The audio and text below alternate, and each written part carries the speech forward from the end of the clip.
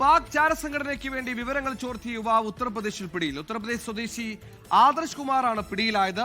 ISIക്ക് വേണ്ടി ചാരപ്പണി നടത്തിയതിനാണ് ഇപ്പോൾ അറസ്റ്റ് ചെയ്തിരിക്കുന്നത്. PR അരവിന്ദ് ഡൽഹിയിൽ ചേർന്നു. അരവിന്ദ് പറയൂ.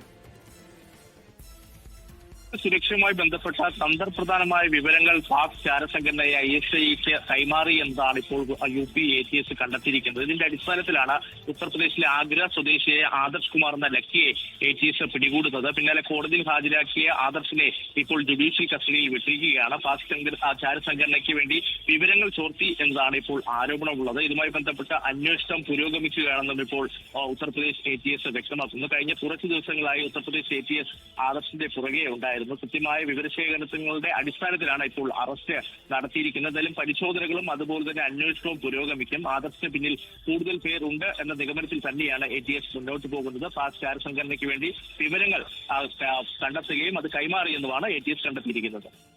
ശരി, എന്തായാലും നിർണായക ഘട്ടത്തിലാണ്. ഉത്തർപ്രദേശ് സ്വദേശിയാണ് ഇപ്പോൾ പിടിയിലായിരിക്കുന്നത്. ലോകത്തെവിടെയായാലും ഏത് സമയത്തും 24 വാർത്തകളും ഓഗ്മെന്റഡ് റിയാലിറ്റി പാക്കേജുകളും എക്സ്പ്ലെയിനറുകളും വിശദമായി കാണാൻ ഞങ്ങളുടെ YouTube ചാനൽ നിങ്ങൾക്ക് സബ്സ്ക്രൈബ് ചെയ്യാം.